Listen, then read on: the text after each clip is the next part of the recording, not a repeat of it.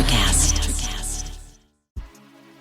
There's a change happening in the way we live, the way we work, the way we spend our money and make our decisions. We are evolving to be more conscious in our actions in a way that serves the world and makes it a better place. Welcome to the Ethical Evolution. The Ethical Evolution podcast is brought to you by Ethical Change Agency. I'm Bindi, I'm the founder, and my mission is to help ethical entrepreneurs and holistic healers to find their voice through spiritual coaching and podcasting. I'm honoured to bring you the stories of those who create change through healing, kindness, innovation, purpose, and spirit. Understanding that to create collective change, we need to be the change. It all begins with us.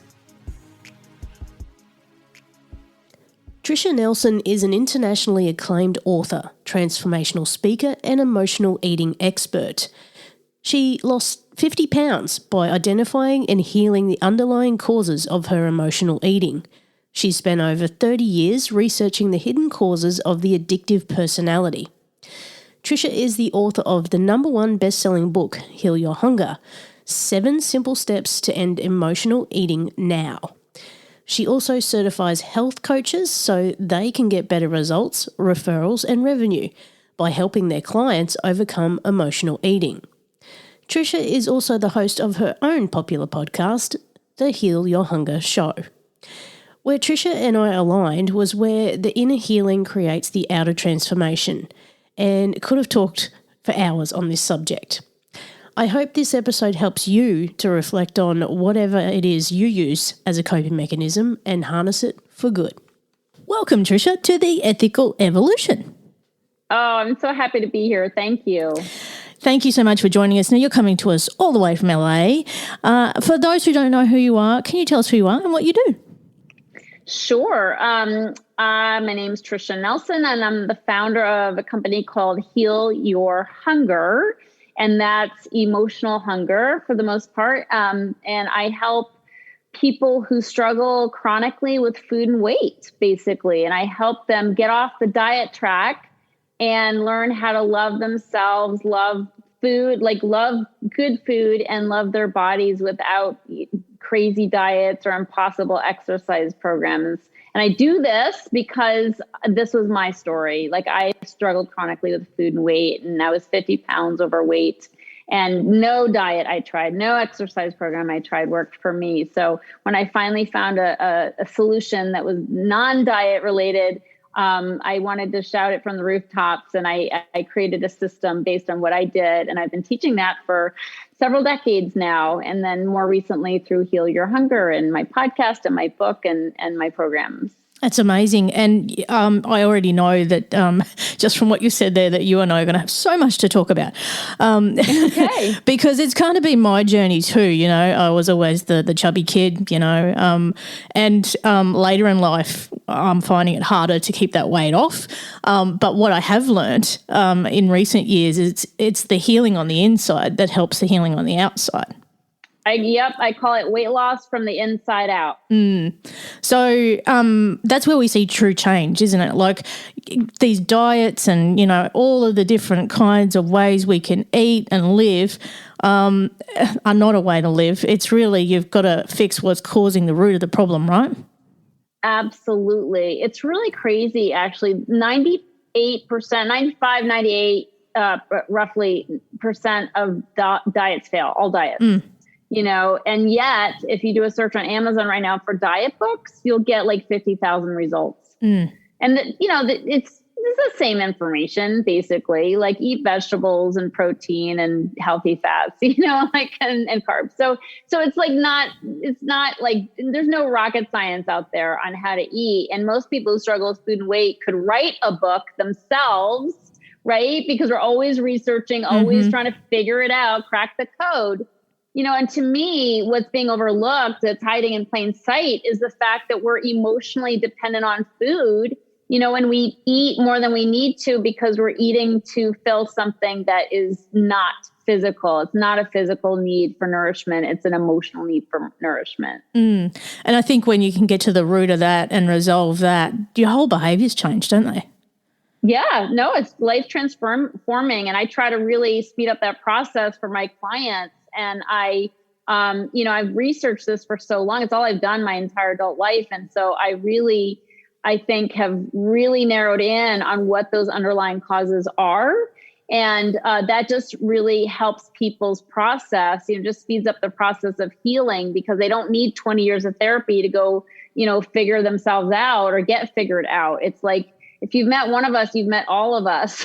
So, the details vary, but how we process emotions and life, and stress, it's so unbelievably common. And so I've just really sort of nailed that. And in my book, I call it the anatomy of the emotional eater, like the personality traits that drive our eating. And so that really does help. It's kind of a cheat sheet for people. And they're like, check.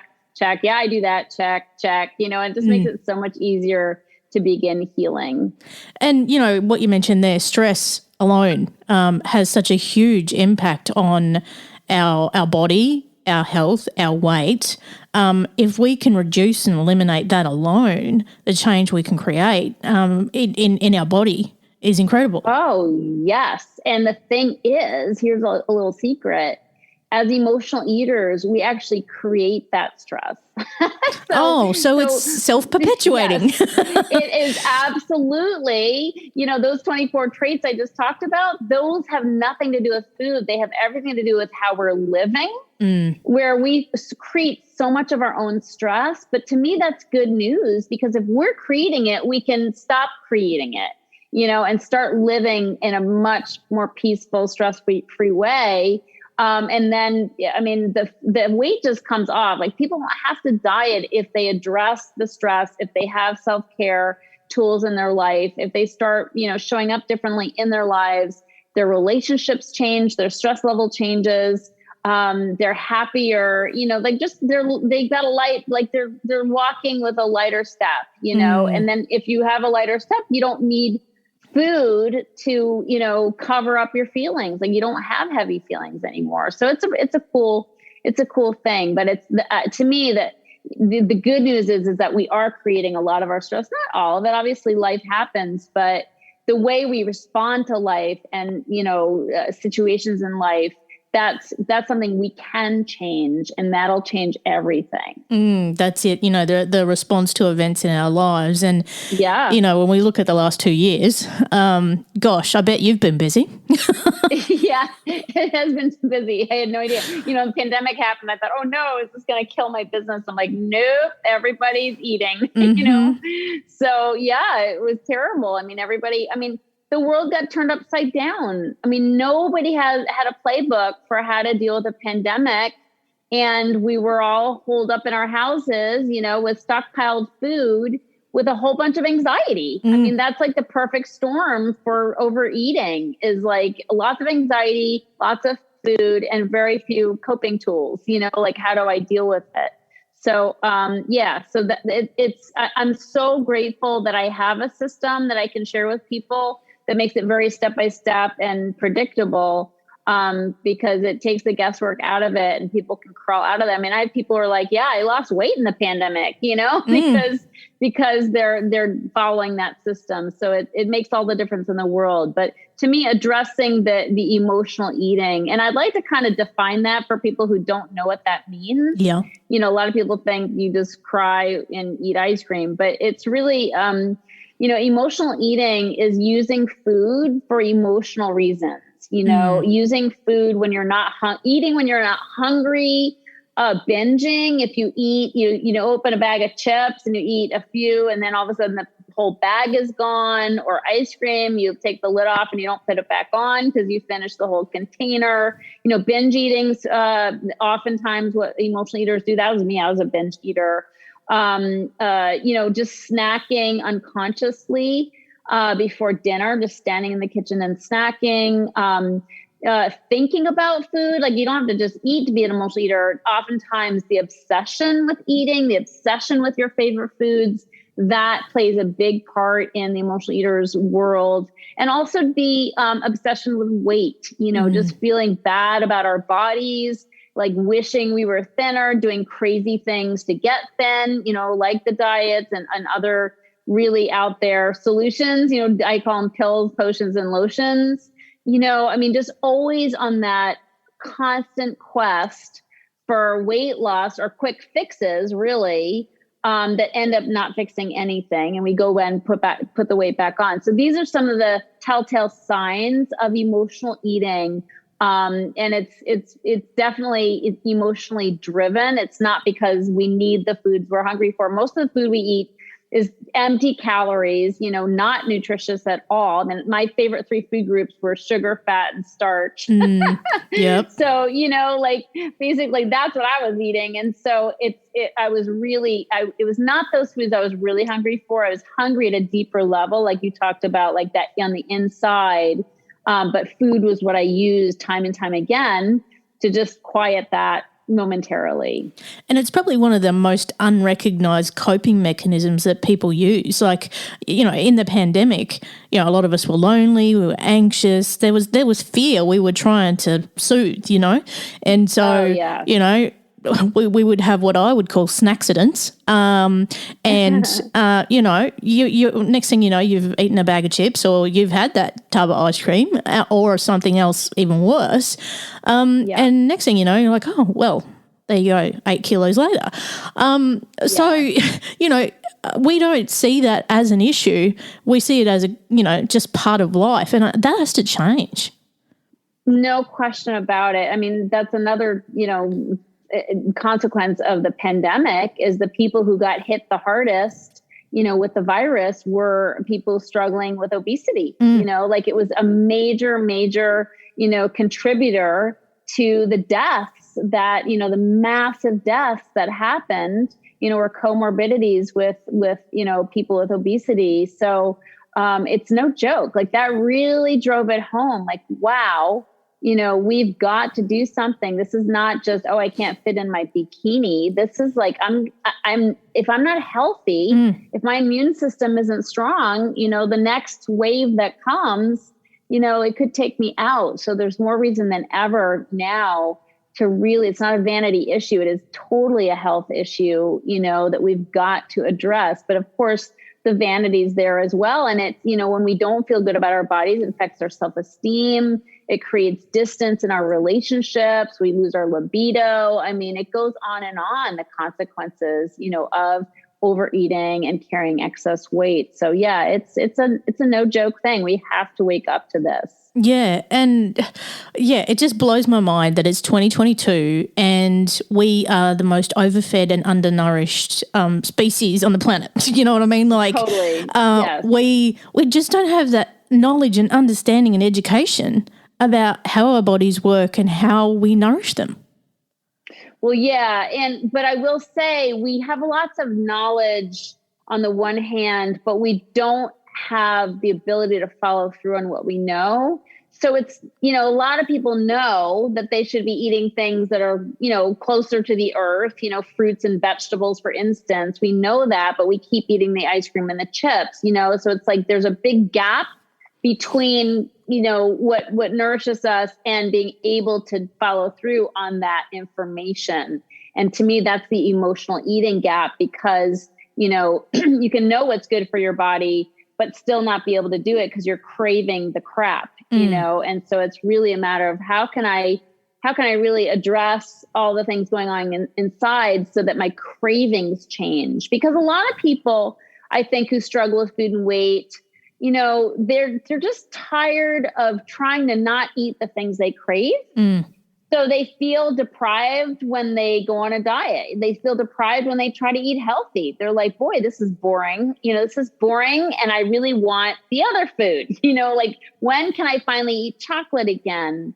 And it's just so important to realize that if we clean out the emotions that we've stuffed for so long with food, if we start living differently, when we start having more balance in our life, emotionally, physically, spiritually, when we start doing that, we will crave less.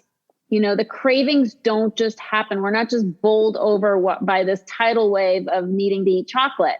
It feels like it just happens, but we actually, as I said earlier, we we pay into that. Like we create our cravings, which means we can stop, doing the things that create those cravings and have a lot easier time and be able to say no to foods that aren't healthy for us. But people think, oh, I'm going to want it and not be able to have it. I'm going to feel deprived. That's basically torture for me, but no, I'm here to say my personal experience and what I'm able to show people how to do is like, you can change from the inside to where you just don't crave it anymore. And if you don't crave it, it's not a big deal to say no. Mm.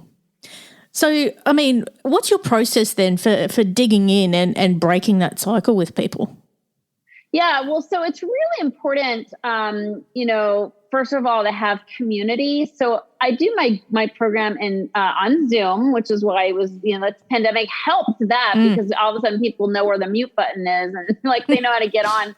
So, but I do everything on Zoom long before the pandemic, but and I do everything in groups for the most part, some one-on-one coaching, but I do it in groups because there's a lot of isolation and shame that goes with this condition. Okay. So I was a binge eater, like I said, which means I binged in secret at night when nobody was around because I ate large volumes of food and I didn't plan on it. I just knew I needed, with my cookies, I needed ice cream. And then you have to have salty with the sweet. So I needed some chips. So I'd get all these ingredients. I didn't plan on eating all of it, but I generally ate way more than I planned on eating. So I had these, sort of inadvertent binges and I felt totally sick. And then I felt very ashamed and self-recriminating. Why did I do that? What was I thinking? A lot of just self-hating thoughts. And when we do that, when we live that way, and then when I lived with other people, I mean, I'd eat all the ice cream and then I'd go out to the store and replace it, so nobody knew what I'd done. There's a lot of shameful habits of hiding and sneaking and lying, that goes with this deal. If you're on the higher end of the spectrum, like I was, the emotional eating spectrum. So, that shame and that sense of isolation that comes with this problem, it exacerbates the problem, right? So you feel alone and ashamed and self-hating, and then it just drives you to do it some more and hide out some more. So I do my programs in groups because these people in my groups have all done that. They've all done that. And there's something so healing about realizing you're not the only one, because we all think we're the only one who have done these crazy things with food. And it's so not true. And so, when people can sort of see other people and witness other people having the same thoughts and feelings too, because I said, we have a certain personality profile as emotional eaters. So we think alike, we have very much the same reactions. So when you can kind of laugh about that stuff in a group setting, it's very healing to the heart, and the heart is what's really hungry. We're really starving for connection. We're starving for love. We go through our lives in our heads thinking, and thinking that being smart and intellectual is, the name of the game, but it's really not. It's being in our hearts. It's dropping from our heads to our heart, that long journey, and starting to be authentic and real and just, be who we are. I mean, I thought for so long that I had, like, who I wasn't going to cut it. I just thought, what? I'm weird. I'm different. I have all these feelings. I got to cover it all up and I have to be this other fabulous person. And then I'm living a double life feeling like I'm not authentic, and I'm hoping nobody figures it out. So there's so much about this journey that it's about becoming real. And when you're with other people who are on that same journey, it really disarms you. It really helps you feel a part of, and it heals your heart. And that's the inside, that's the inside job that we're talking about, healing your heart, feeling connected with other people. So that's the first thing, is having that community is vital. I also walk people through the process of, looking within. And like I said, I have this thing called the anatomy of the emotional eater, these 24 personality traits, which obviously we don't have time to go through all of them.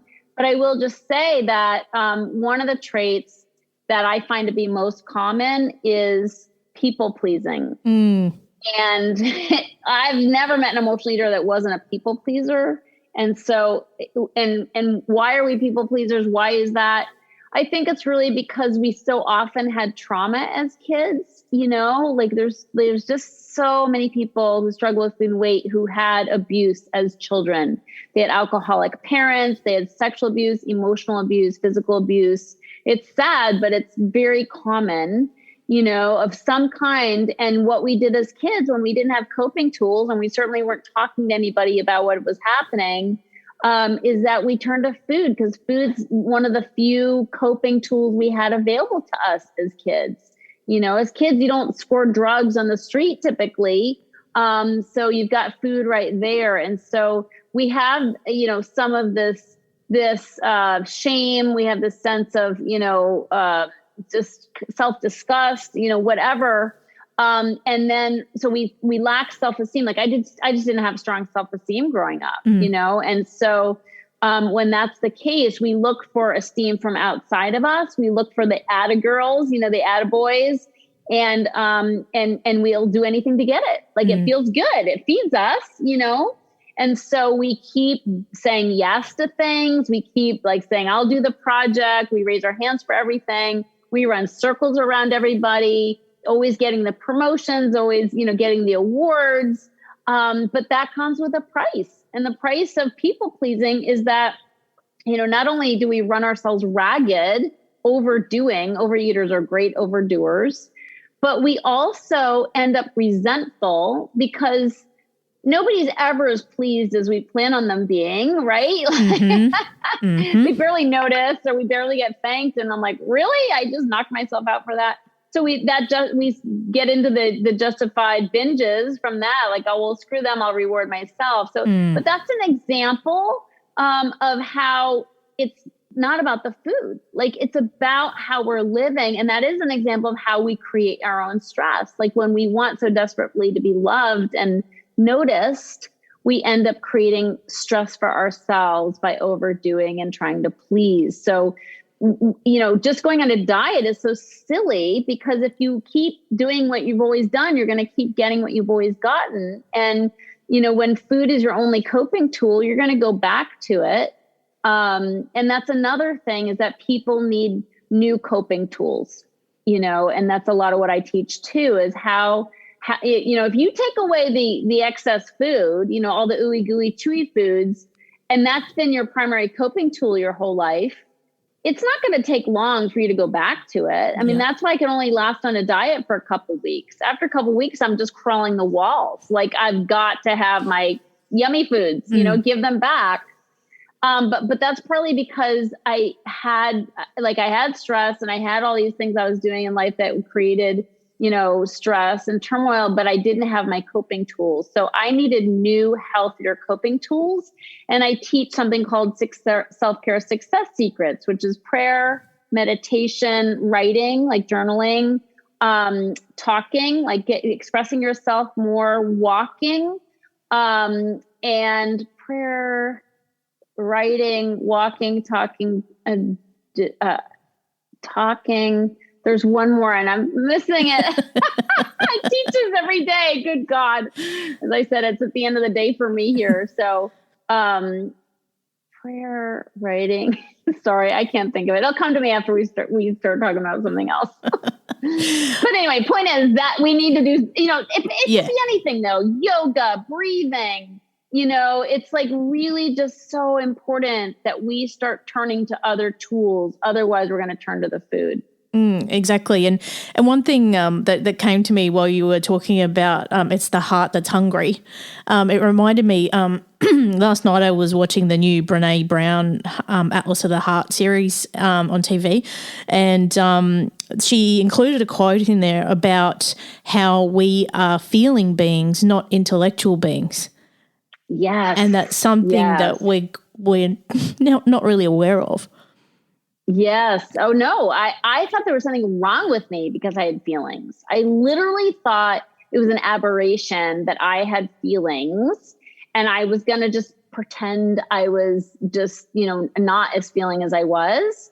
But I am. And emotional eaters are sensitive people. Like, we're emotional people, obviously, but we don't know how to handle it, because to be so emotional, if you don't know how to handle yourself or your feelings, it's a liability, right? You get shit on, people take advantage of you. You're too nice. You're too kind. You're nice. You kind of become a doormat at times. So that's a big problem. And so, but there is a way, so I would try to be not emotional, which of course I couldn't. And so we eat to cover up that sensitivity. Like, we eat, food and excess weight sort of shuts us down to a degree, because to feel as much as we do feels like a liability. It also feels really painful. And this is one of the reasons why people go back to eating. This is why 98% of all diets fail. We all think we're going to be happy when we're thinner. But I often say to people, can you handle being thin? Right? And what being thinner means, we're going to have more feelings. Like, because we're not tamping them down with food and weight. So once we start to lose weight, we start to have a whole lot more feelings. And if you don't have a new way to cope with your emotions that are showing up after being buried for so long, you're going to freak out and go right back to food. I mean, it's just true. That's why people do go back, because they can't handle what comes up for them.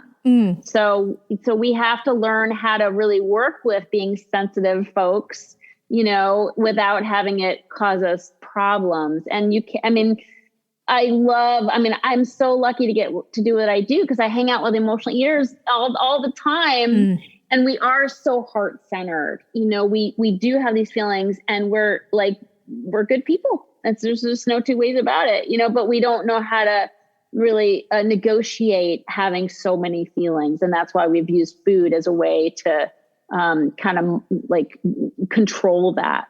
Yeah. And, some of those exercises that you included there in your 6 steps, like, journaling and meditation and those kind of things, it's getting back to that mindfulness and connection with yourself. As a spiritual coach, that's something that I work with people on a lot, is actually being in connection with yourself and what that means. And there's so many people who just have no idea what that emotion is, what that feeling is, why that's happening. And when you actually just cut out all the noise and strip it all back and actually listen to what's going on with you and ask yourself the real questions and listen to the real answers, in journaling you can get so many insights come out, and you go, oh, so that's why I do that, or that's where that came from. Well, that's, and it really can be a catalyst for change, like I know for me it's been so helpful, and it's just being conscious, because like we go through life on autopilot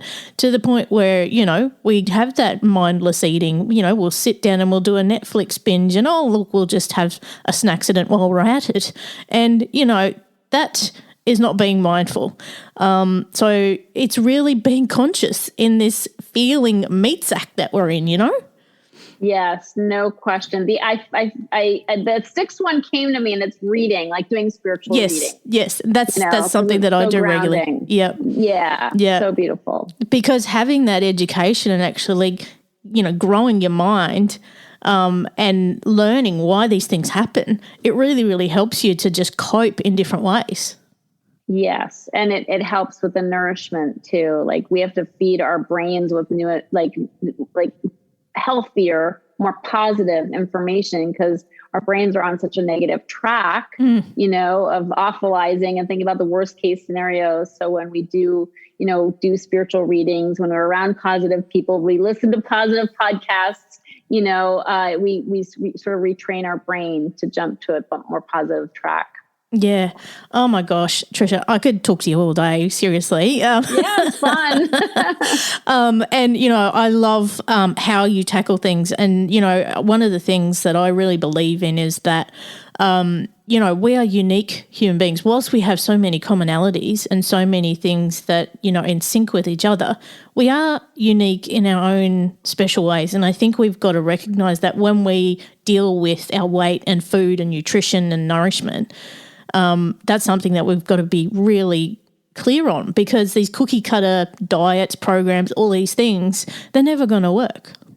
No, they really aren't. They don't last. And we haven't done anything to feed our souls. And that's, I really feel grateful that I have this food thing, that I got, this was my cross to bear, being an emotional eater. And my clients at first were like, this sucks. Like, I don't like having this problem. And I'm like, you know what, there's going to come a time when you realize what a blessing it is when you start getting, changing your life in order to be free from this.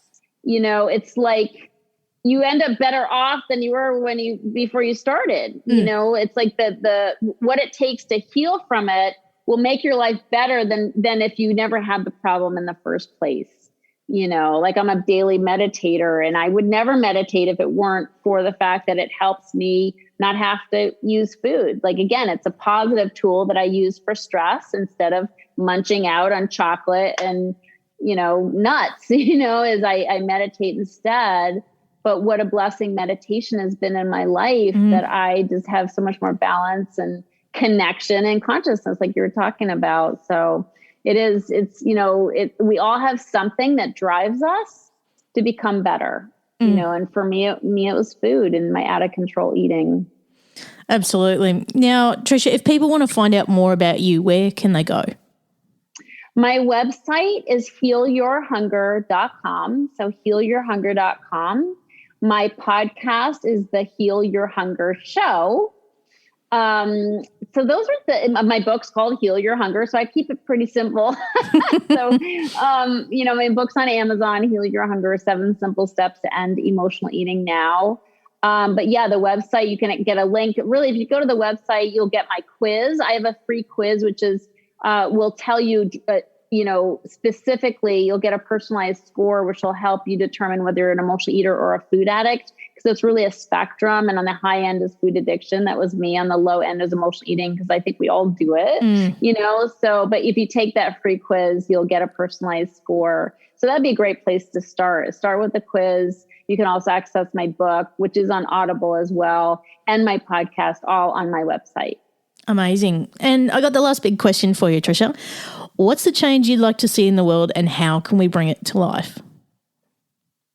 I think I'd like to see people, like we were just talking about, get more conscious with their feelings, so that they can deal with them instead of stuff them with food and other unhealthy habits. I think just realizing we are emotional beings. It's not a bad thing to have a heart, to have a heart and to have feelings. We just have to learn to manage them, in a way that's self-caring, and regenerative and supports relationships and healing in the world. What a world that would be. Amen. Thank you so much for being a part of the Ethical Evolution. I have loved every single minute. Oh, me too. Thanks for having me and for all the beautiful work you do to spread love and joy in the world. Thanks for listening to the Ethical Evolution podcast. If you're ready to be the change and would love to work with me on finding your voice through spiritual coaching or creating your own podcast with impact, visit ethicalchangeagency.com.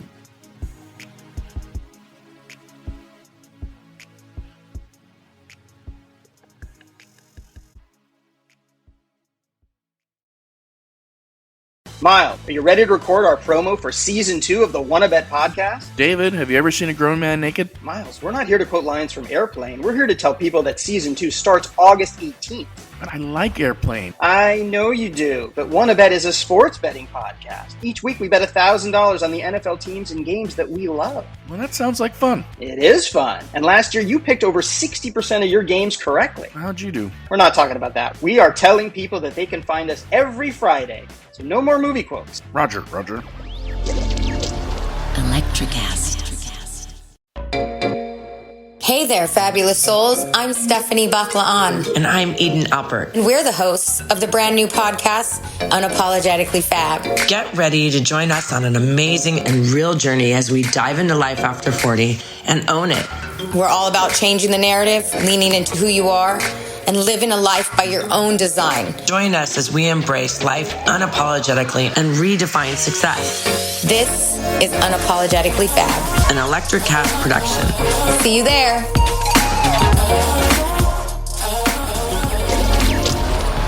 extra cash.